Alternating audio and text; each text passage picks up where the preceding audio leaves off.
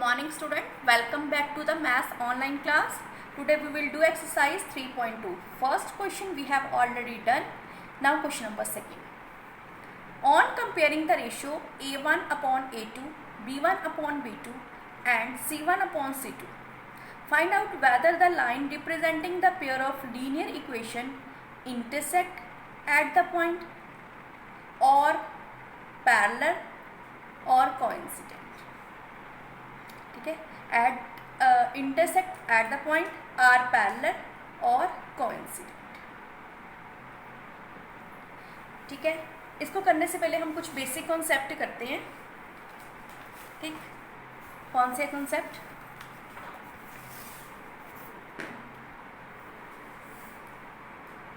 सो देखो student, pair of lines, हमारे पास ये दो पेयर ऑफ लाइंस है. ठीक, इसके A1 अपॉन A2 कैसे बनाएंगे? अगर हम इस टू लाइन को हम इससे कंपेयर करें, ठीक है, जैसे इक्वेशन हमारे पास लीनियर इक्वेशन किस फॉर्म में होती है?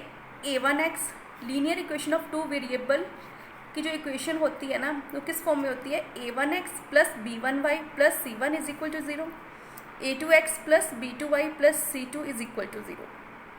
ठीक, अब हमने जो हमारे पास two pair of linear equation होगी वो हमने इस इक्वेशन से कंपेयर करना है. ठीक है, हमारे पास देखो यहाँ पे कौन सी इक्वेशन है?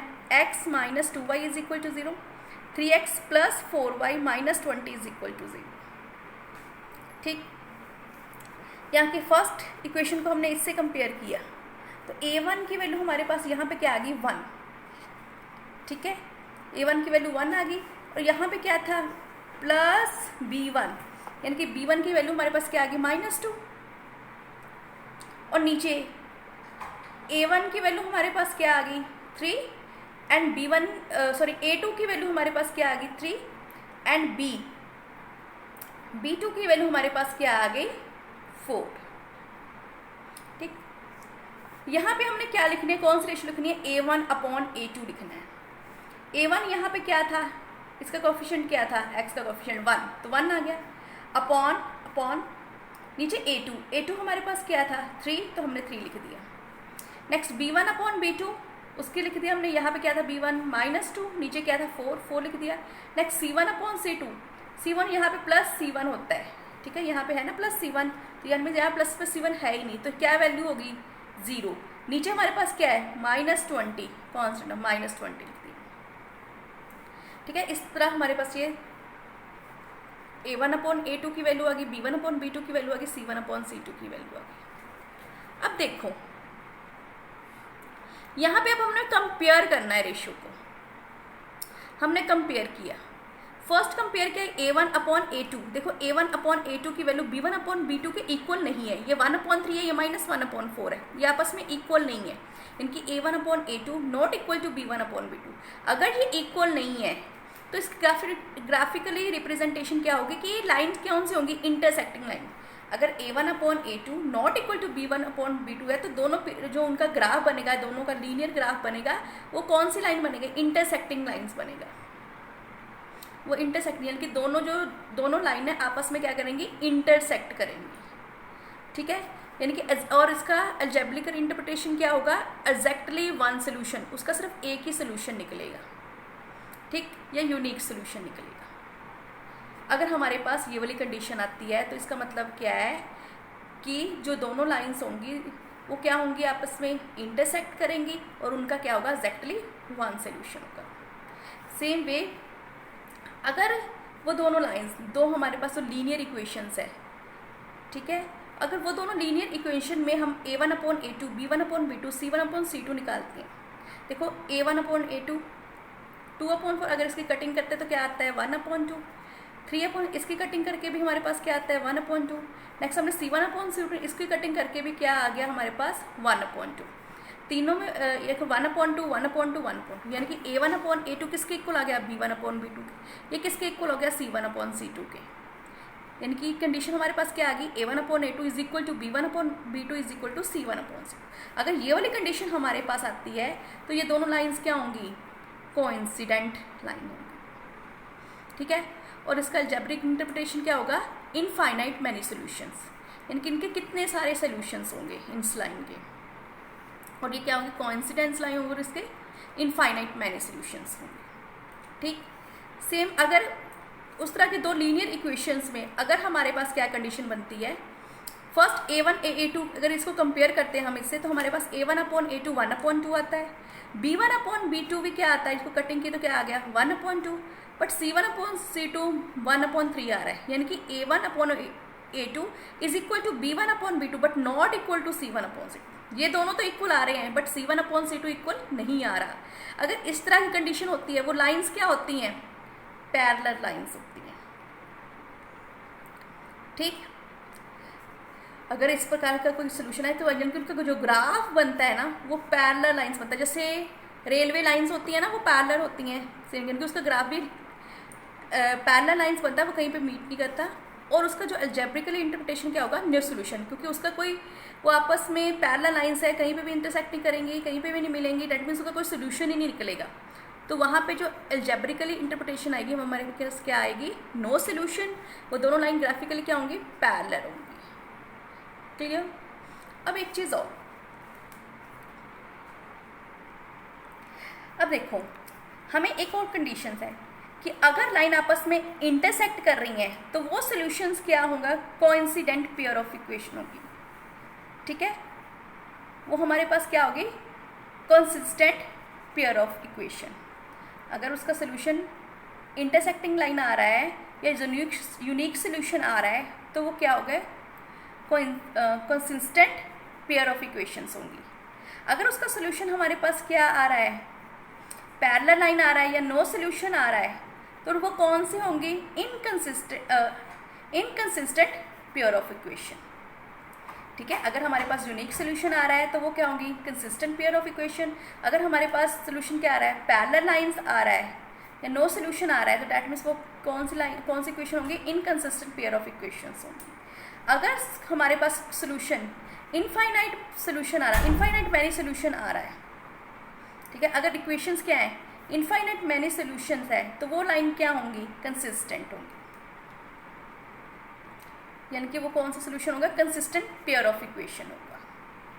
दोबारा देख लो, कहते अगर हमारे पास, यही से हम करते हैं, अगर हमारे पास आंसर आ रहा है इंटरसेक्टिंग लाइन एंड अलजेब्रिक की इंटरप्रिटेशन आ रही है एग्जैक्टली वन सोल्यूशन या यूनिक सोल्यूशन आ रहा है, तो वो कौन सी इक्वेशन होंगी, consistent pair of equation, consistent pair of equations होंगी। अगर उसका इनफाइनाइट मैनी सोल्यूशन आंसर आ रहा है या कोइंसिडेंट लाइन आंसर आ रहा है, तो वो भी इक्वेशंस क्या होंगी, कंसिस्टेंट पेयर ऑफ इक्वेशन। अगर पैरेलल लाइन और नो सोल्यूशन आ रहा है, फिर क्या होगी, इनकंसिस्टेंट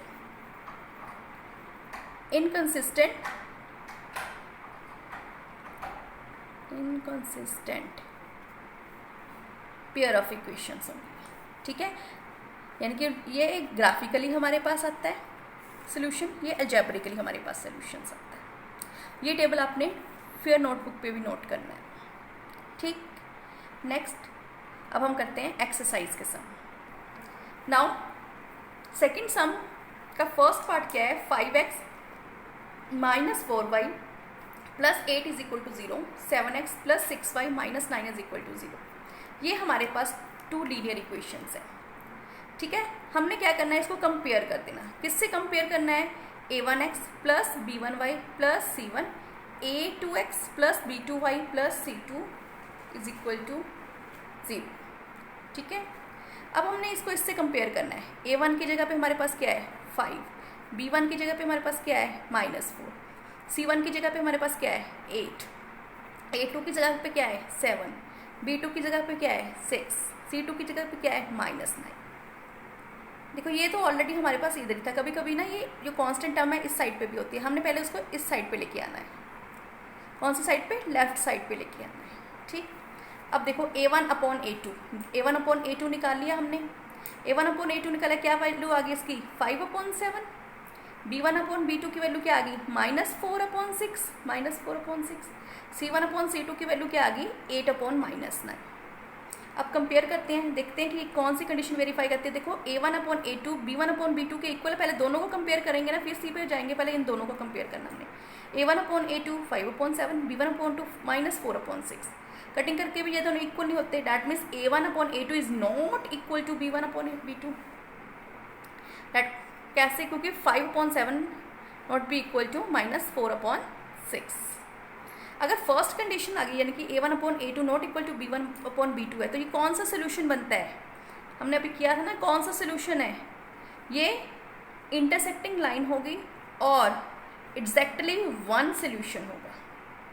ठीक है, so pair of line represent the given equation are intersecting line and they have exactly one solution. ठीक है, एग्जैक्टली वन, क्योंकि हमने यहाँ देखो यही था ना, फर्स्ट कंडीशन वेरीफाई होती है। अगर A1/A2 not equal to B1/B2 है तो क्या होगा? ग्राफिकली रिप्रेजेंटेशन क्या है? Intersecting line. और अलजेब्रिक इंटरप्रिटेशन क्या है? एग्जैक्टली वन सोल्यूशन या यूनिक सोल्यूशन। सो यहाँ पे हमारे पास कौन सी कंडीशन वेरीफाई होती है? First condition. नेक्स्ट इसके 2 पार्ट होमवर्क है। ठीक, next question number 3। On comparing the ratios A1/A2, B1/B2 and C1/C2, इसमें भी हमने यही वाली रेशियोज निकालनी है। Find out whether the following pair of linear equation are consistent और इनकंसिस्टेंट। हमने किया था ना कंसिस्टेंट और इनकंसिस्टेंट का कॉन्सेप्ट भी। कंसिस्टेंट कब होंगी? जब यूनिक सोल्यूशन होगा और इनफाइनाइट मैनी सोल्यूशन होगा। और इनकंसिस्टेंट कब होंगी? जब नो सोल्यूशन होगा या पैरेलल लाइंस होंगी। ठीक, ये क्वेश्चंस को हमने सॉल्व किया, इसको कंपेयर किया A1/A2 दोनों इक्वेशन से। ठीक है, कंपेयर किया कौन सी इक्वेशन से किया? A1x plus B1y plus C1 is equal to 0, A2x plus B2y plus C2 is equal to 0। जब कंपेयर किया तो A1/A2 हमारे पास क्या आ गया? 3/2। B1/B2 हमारे पास क्या आ गया? 2/-3। C1/C2 देखो यहाँ पे 5 इक्वल टू के इधर है, अगर हम इसको इधर लेके आएंगे तो क्या बन जाएगा? -5। तो यहाँ पे हमने C1 की वैल्यू -5 लिखी है। सेम वे 7 को इधर लेके आएंगे तो क्या बन जाएगा? -7, इसलिए हमने यहाँ पे वैल्यू क्या लिखी थी? -7। तो इसको कटिंग करके क्या आंसर आ गया? 5/7। प्लस के माइनस के साथ माइनस क्या हो गया? कट 5/7। अब कंपेयर करके देखो, पहले फर्स्ट सेकंड को कंपेयर करते हैं, फर्स्ट 2 को। इन दोनों को कंपेयर किया तो क्या आ गया? 3/2 is equal to 2/3। No, so that means A1/A2 not equal to B1/B2। अगर ये वाली कंडीशन वेरीफाई होती है तो वो सोल्यूशन कौन सा है? The pair of equation is consistent. ठीक, सेकंड पार्ट में सेम हमने इन दोनों इक्वेशंस को कंपेयर किया। कंपेयर करके हमारे पास क्या सोल्यूशन आ गया? पहले फर्स्ट एंड सेकंड को किया कंपेयर, इसको कंपेयर किया क्या आ गया? इसकी कटिंग की तो क्या आ गया? 1/2। 1/2 इसकी कटिंग की तो क्या आ गया? 1/2। 1/2 इज इक्वल टू 1/2, इसकी कटिंग पॉसिबल नहीं है, यानी कि A1/A2 is equal to B1/B2 but not equal to C1/C2। तो ये कौन सा सोल्यूशन है? तो ये कौन सा सोल्यूशन है? ये लास्ट वाला सोल्यूशन है, parallel line and no solution. तो अगर ये नो सोल्यूशन पैरेलल लाइन तो दैट मीन्स ये इक्वेशन क्या होंगी? The pair of equation is inconsistent. ठीक है, तो ये इक्वेशन क्या होंगी? Inconsistent. Next third part, 3/2x plus 5/3 y is equal to 7, 9x minus 10y is equal to 14। इसको कंपेयर किया, पहले हमने क्या निकाल लिया? A1/A2। A1 की वैल्यू यहाँ पे 3/2 है, हमने यहाँ पे 3/2 लिखी है। नेक्स्ट A2 यहाँ पे 9 था, डैट मीन्स जो इसका डिनोमिनेटर उसके साथ हम 9 को मल्टीप्लाई कर देंगे। इसको सॉल्व करके क्या आंसर आ गया हमारे पास? 3/18। इसको कटिंग करके हमारे पास क्या आंसर आ गया? 1/6। नेक्स्ट B1/B2 को निकालते हैं। यहाँ पे B1 क्या था? 5/3, यहाँ पे -10 था, वो हमने निकाल लिया। -10 था, ये माइनस हमने बाहर लिख दिया। इसको सॉल्व करके हमारे पास क्या आंसर आ गया? -5/30। इसकी कटिंग करके भी हमारे पास क्या आ गया? -1/6। फिर C1/C2 निकाल लिया, ये तो जाके क्या बन जाएगा? -7, ये तो जाके क्या बन जाएगा? -14। इसको सॉल्व किया तो हमारे पास क्या आंसर आ गया? 1/2। अब देखो फर्स्ट सेकंड को कंपेयर किया, यहाँ पे 1/6 था, यहाँ पे -1/6 था, ये इक्वल है? नो, क्योंकि यहाँ पे माइनस है, यहाँ पे नहीं है। So A1/A2 is not equal to B1/B2। Clear? अगर ये नॉट इक्वल टू है तो डेट मीन्स कौन सा सोल्यूशन है? यूनिक सोल्यूशन है, और यूनिक सोल्यूशन क्या होता है? कंसिस्टेंट। ठीक है, so pair of equation is consistent. Clear? Next one, now question number 4, which of the following pair of linear equation are consistent and inconsistent, if consistent obtain the solution graphically. कहते हैं अगर वो solution consistent है तो उसको graphically solve करो, अगर inconsistent है तो हमने वहीं पे छोड़ देना। ठीक, फर्स्ट पार्ट है हमारे पास, ये दो इक्वेशंस है, x plus y is equal to 5, 2x plus 2y is equal to 10। इसको कंपेयर किया, a1 की वैल्यू क्या आ गई, इसका कोफिशिएंट क्या है 1, तो 1 आ गया। b1 की वैल्यू 1, c1 की वैल्यू हमारे पास क्या आ गई -5, ये इधर चेक क्या बन गया -5। सेम नीचे वाली इक्वेशन को कंपेयर किया तो हमारे पास ये वैल्यू आ गई, a2 is equal to 2, b2 is equal to 2 and c2 is equal to -10। So हमने इसको लिख लिया रेशियो फॉर्म में, a1/a2 means 1/2, b1/b2 means 1/2, c1/c2 means -5/10, ये आ गया। सो a1/a2 is equal to b1/b2, क्योंकि ये चीज़ इसके इक्वल है। Next is equal to c1/c2, क्योंकि तीनों का आंसर क्या आ रहा है 1/2, 1/2, 1/2। a1/a2 is equal to b1/b2 is equal to c1/c2। अगर ये हमारे पास क्या आ गया, इसका ये वाली कंडीशन हमारे पास आ गई, a1/a2 is equal to b1/b2 is equal to c1/c2। अगर ये कंडीशन है तो ये कौन सा सोल्यूशन है, infinite many solution. So system of the equation हमारे पास क्या आ गई, कंसिस्टेंट। अगर कंसिस्टेंट है तो हमने क्या बोला था, अगर कंसिस्टेंट आंसर आ रहा है तो हमें ग्राफिकली उसका सोल्यूशन निकालना है, हम ग्राफिकली इसका सोल्यूशन निकालेंगे। हमने एक टेबल बना लिया। ठीक, अब हमने ये फर्स्ट इक्वेशन ली, इसमें फर्स्ट इक्वेशन क्या थी, x plus y is equal to 5। अगर इसके हम निकालते हैं यहाँ पे तो क्या इक्वेशन बनती है, सो x या y लिख लो, चाहे y is equal to 5 minus x। x की वैल्यू हम अपनी तरफ से पुट करते हैं, x की वैल्यू हमने 1 पुट की तो 5 माइनस 1 4, y की वैल्यू क्या आ गई 4। ठीक है, इसको अपने सोल्यूशन निकाला तो हमारे पास ये वाला टेबल बन गया। सेम वे सेकेंड इक्वेशन को किया, सेकेंड इक्वेशन को किया 2y is equal to 10 minus 2x। 2 common निकाल लेते हैं तो 5 माइनस x, 2 के साथ 2 cancel, so y is equal to 5 minus x। ये भी सेम इक्वेशन ही बन गई इसके जैसे, चाहे ये वाला टेबल दोबारा लिख लो, चाहे आप अपनी तरफ से कोई और वैल्यूज पुट कर लो। 1, अगर हम इसकी वैल्यू 1 पुट करते हैं तो y 4 आता है, अगर इसकी वैल्यू हम 4 पुट करते हैं तो y की वैल्यू 1 आती है, तो हमने ये टेबल बना लिया। अब हमने इसी टेबल को एक ग्राफ में शो करना है। अगर आप ग्राफ में देखोगे एक लाइन के ऊपर ही दूसरी लाइन ड्रॉ होगी। ठीक है, इसको हमने रिप्रेजेंट किया तो हमारी यहाँ तक लाइन बन गई, सेकेंड इक्वेशन को रिप्रेजेंट किया तो हमारे नीचे तक लाइन बन गई, यानी कि एक लाइन के ऊपर ही दूसरी लाइन बन गई। दैट मीन्स इसके सोल्यूशंस कितने सारे हो गए, इनफाइनाइट, यानी कि यहाँ पे भी सोल्यूशन है, यहाँ पे भी, दोनों आपस में पूरी दोनों लाइन ही एक दूसरे को इंटरसेक्ट कर रही है, तो देन के इसके कितने सारे इनफाइनाइट मैनी सोल्यूशंस हो गए। तो इसका सोल्यूशन हमारे पास क्या आ गया, ये ग्राफ। ठीक है, सो हमने इसको किस में रिप्रेजेंट करते हैं, graph. Clear. Next second part, x minus y is equal to a, 3x minus 3y is equal to 16। Same इसको भी हमने कंपेयर किया। ठीक है, जब कंपेयर किया तो हमारे पास क्या आ गया, a1/a2 1/3 आ गया, b1/b2 -1/3 -1/-3 आ गया, c1/c2 क्या आ गया -8/-16।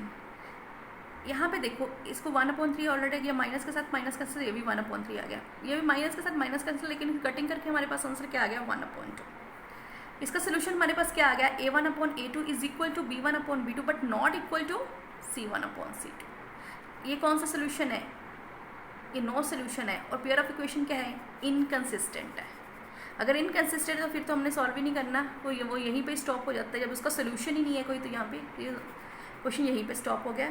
तो इसका सोल्यूशन क्या है, pair of equation is inconsistent.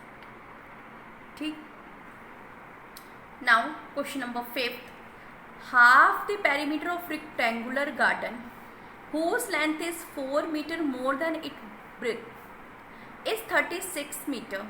Find the dimension of the garden. ठीक, क्या कंडीशन हमें गिवन दी हुई है, half the perimeter of the rectangular garden whose length is 4 meter more than its breadth is 36 meter. Find the dimension of the garden. हमने dimension find करनी है garden की। पहले सपोज कर लेते हैं कि लेंथ को मान लेते हैं x मीटर और ब्रेथ को मान लेते हैं y मीटर। ठीक, अब हमें फॉर्मूला पता ही है पेरीमीटर का क्या होता है। पेरीमीटर का फॉर्मूला क्या होता है पेरीमीटर ऑफ रेक्टेंगुलर गार्डन का, 2l + b, l की वैल्यू क्या है यहाँ पे x और b की वैल्यू क्या है y, सो 2x + y आ जाएगा हमारे पास। अब फर्स्ट कंडीशन को लेके चलते हैं। फर्स्ट कंडीशन में half of the perimeter of the rectangular garden, rectangular garden का हमने क्या करना, हाफ ऑफ द पेरीमीटर, ठीक है, वो किसके इक्वल है, 36 मीटर के इक्वल है। हमने उसका हाफ करके किसके इक्वल कर दिया, 36 के इक्वल कर दिया। ये हमारे पास फर्स्ट कंडीशन आ गई, ठीक है, ये 2 के साथ 2 कैंसिल हो गया, सो x + y = 36 आ गया। नेक्स्ट यहाँ से स्टार्ट होती है second condition, whose length is 4 metre more than it breadth, जो लेंथ है वो ब्रेथ से क्या है 4 मीटर ज़्यादा है। लेंथ ज़्यादा है, ऑब्वियसली हम क्या करेंगे, ब्रेथ में 4 ऐड करेंगे तभी वो लेंथ के इक्वल आएगी। तो हमने ब्रेथ में क्या कर दिया, 4 मीटर ज़्यादा ऐड कर दिया।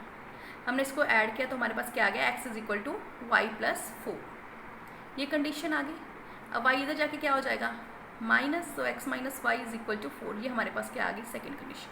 अब 2 लीनियर इक्वेशन हमारे पास है, इसको सॉल्व करना हमें आता है, ठीक है। यहाँ x + y = 36 है, यहाँ x - y = 36 है। हम दोनों को क्या करते हैं, पहले ऐड कर देते हैं। इन दोनों को ऐड किया तो क्या आ गया, वो x + y + x - y 36 + 4, y के साथ y कैंसिल तो क्या बच गया 2x = इन दोनों को ऐड किया तो 40 आ गया, ठीक। तो x की वैल्यू क्या आ गई 20, क्योंकि 2 उधर जाके क्या इधर जाके क्या हो जाएगा, डिवाइड हो जाएगा, तो x की वैल्यू क्या आ गई 20। अगर x 20 है तो हमें पता ही है, तो y क्या होगा, अगर x 20 हम यहाँ पे वैल्यू पुट कर दो, चाहे x की 20 + y = 36, तो y की वैल्यू क्या आ गई, यहाँ पे ले देते 20 + y = 36, तो y = 36 - 20, तो क्या आ गया answer 16। So dimension of the garden क्या हमारे पास आ गए 20 मीटर एंड 60 मीटर, यानी कि लेंथ 20 मीटर और डिमेंशन ब्रेथ 16 मीटर, ये दोनों डिमेंशन आ गए, ठीक। Next question number 6, given the linear equation 2x + 3x - 8 = 0, find another linear equation in 2 variables such that the geometrical representation of the pair so formed is intersecting line, parallel line and coincident line। एक equation दी हुई है, दूसरी equations हमने बनानी है, किस conditions को देख के बनानी है कि वो कौन सी कंडीशन आई, फर्स्ट में इंटरसेक्टिंग लाइन बने, सेकंड में पैरेलल लाइन बने और थर्ड में कोइंसिडेंट लाइन। देखो फर्स्ट में जो इंटरसेक्टिंग लाइन है वो क्या होता है, उसमें कंडीशन आती है a1/a2 is not equal to b1/b2, यानी कि हमने इन दोनों की वैल्यूज ऐसी लेनी है कि ये वाली कंडीशंस वेरीफाई करें। तो हमने फर्स्ट इक्वेशंस तो हमारे पास क्या आ गई, ये वाली ऑलरेडी दी हुई थी।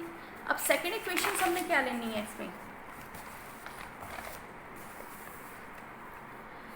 इंटरसेक्टिंग लाइन की ये वाली कंडीशंस बना देनी। फर्स्ट वाली उन्होंने वैल्यू पुट कर दी, थर्ड हमने क्या ले लिया a b c, कोई भी वैल्यू आप पुट कर दो। यहाँ पे हमने पुट किया है वैल्यू 3 2 4, यानी कि a की वैल्यू 3 ले ली, b की वैल्यू 2 ले ली, c की वैल्यू 4 ले ली। आपकी मर्जी है, कोई भी ऐसी वैल्यू ले, यहाँ पे हम 5 6 7 भी ले सकते हैं, कोई भी वैल्यू ले लो कि जिससे हमारे पास ये वाली कंडीशंस वेरीफाई हो। बाद में इसी कंडीशन को लेके हमने इक्वेशन बना देनी। यहाँ पे हमारे पास क्या है 3, सो 3x लिख दिया, 2 आया तो 2y लिख दिया, 4 है तो हमने 4 लिख दिया। अगर आप 6 7 8 लेते तो क्या जाना था 6x + 7y + 8 या इक्वल टू 8, ठीक है। इस तरह से हमने इक्वेशंस बनानी। जब हमने खुद इक्वेशंस बनानी है, ठीक है, फिर हमने उसको क्या करना, कैसे इसको शो करना, उसको ग्राफ में आप शो कर देना, तो हमारे पास ये वाली इक्वेशंस, ये इस तरह का ग्राफ बनेगा, clear. Next one parallel lines. ये इक्वेशन पैरेलल लाइंस में भी हमारे पास ये वाली कंडीशन बनती है कि a1/a2 is equal to b1/b2 but not equal to c1/c2। यहाँ पे a b c की तरफ से हमने अपनी तरफ से वैल्यू ले ली। यहाँ पे देखो a1/a2 इज इक्वल टू, यानी कि इनको कटिंग करके हमारे पास सेम आंसर आना चाहिए। क्या लिया हमने वैल्यू, a की वैल्यू 2 ले ली, b की वैल्यू 3 ले ली, c की वैल्यू 4 ले ली। क्योंकि 2 इसलिए ली क्योंकि 2/2 1, यहाँ पे 3 इसलिए ली 3/3 1, ये दोनों आपस में 1 = 1 आपस में इक्वल आ रहे हैं। आपने इस तरह की वैसे वैल्यू यही वाली आएगी तभी ये इक्वल आएंगे, नहीं तो यहाँ पे सी आप कुछ भी ले सकते हो, ये आपकी मर्जी, ठीक है। अगर ये वैल्यू हमने ली तो हमारे पास क्या आ गया, ये रिक्वायर्ड सोल्यूशन आ गया 2x + 3y = 4, तो हमारे पास ये वाला सोल्यूशन आ गया। और इसका अगर हम ग्राफ में रिप्रेजेंट करते हैं तो ये लाइन्स हमारे पास क्या आती हैं, पैरेलल आती हैं। ठीक, नेक्स्ट वन, थर्ड,